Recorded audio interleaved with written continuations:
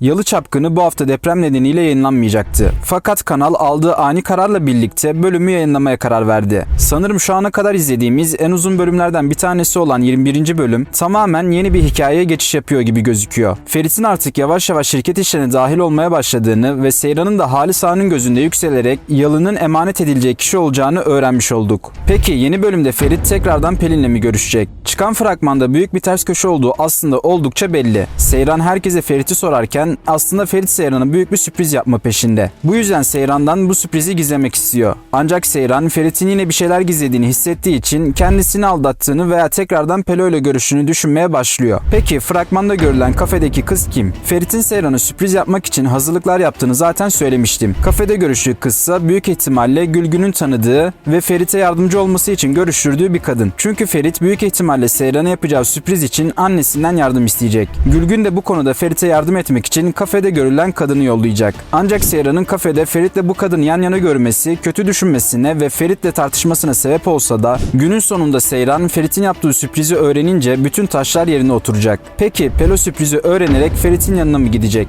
Fragmanda Pelo'nun bir evin kapısını çalarak içeri girdiğini görüyoruz. Kapıyı açan kişi ise Ferit'miş gibi gösterilse de aslında kapıyı açan kişi Ferit değil. Çünkü kapı detaylarına iyice bakarsanız aslında iki kapının da desenlerinin oldukça farklı olduğunu görebilirsiniz. Yani Ferit aslında kapıyı Seyran'a açıyor. Bunu da Seyran'ın üzerindeki elbiseden de yine aynı şekilde anlamamız mümkün. Seyran Latif Efendi'ye Ferit'i sorduğu sırada üzerindeki elbisenin çiçekli olduğunu görüyoruz. Aynı zamanda Ferit'in sabahtan beri evde olmadığını söylüyor. Yani Ferit hazırlık içerisinde. Seyran'la Ferit'in yatak sahnelerinde de Seyran'ın aynı elbise içinde olduğunu gördüğümüz için Ferit'in içeri aldığı kişinin Seyran olduğunu kesin olarak söyleyebiliriz. Peki Pelo'ya kapıyı açan kim ve Pelo kimin evine gitti? Pelo'nun gittiği evde kapıyı açan kişinin annesi olduğunu söyleyenler oldukça fazla ve büyük ihtimalle de bu iddia doğru. Çünkü Pelo'nun bugüne kadar ailesinden sürekli bahsedilse de kim olduklarını görmedik. Ancak Pelo'nun yaşadığı onca şeyden sonra İzmir'e annesinin yanına gitmiş olması oldukça büyük ihtimal. Tabi arkasından gelen arabada büyük ihtimalle kuzeni Burak'a ait. Ancak başka bir ihtimal daha var. O da Pelo'nun Serter'in yanına gitmiş olabileceği ihtimali. Yani arkadaki arabada Serter'in adamlarına ait olabilir. Tabi iki ihtimalin de olasılığı oldukça fazla. Bu yüzden kesin bir şey söylemek mümkün değil. Sadece Pelo'nun annesinin diziye dahil olacağı iddiaları biraz daha baskın gözüküyor şu anda. Peki Seyran'la Ferit birlikte mi olacaklar? Seyran'la Ferit'in yatak sahnelerini görsek de aslında sadece öpüşme sahnesinden ibaret olacağı söyleniyor. Yani Ferit her ne kadar sürpriz yaparak ilişkisini ilerletmek istese de Seyran Ferit'in kendisine yaptıklarını bir türlü unutamadığı için şu anlık bir sonuca varamayacaklar gibi gözüküyor. Çünkü hatırlarsanız Ferit eski bölümlerde Yusuf'u yatak odalarına çağırmış ve birlikte oldunuz mu gibi sorular sormuştu. Aynı zamanda ablasını kurtarması karşılığında Seyran'la birlikte olmak istemişti. Yani bunların hepsi Seyran'ın hala aklında olduğu için önümüzdeki bölümde birlikte olabileceklerini düşünmüyorum. Çünkü Seyran'ın bu bölümde de dediği gibi Ferit'e tam olarak güvenmeden kalbini tam olarak açmak istemiyor. Peki Fuat ve Ferit arasında neler oluyor? Ferit'in şirkete girmesiyle birlikte Fuat tahtının sallanacağını düşünerek tedirgin olmaya başladı. Kamera arkasından gelen haberlere göre Fuat'ın ailesine Ferit'e ayrıcalıklı davrandıklarını söylemesinden sonra Halis Ağa bu duruma oldukça sinirlenecek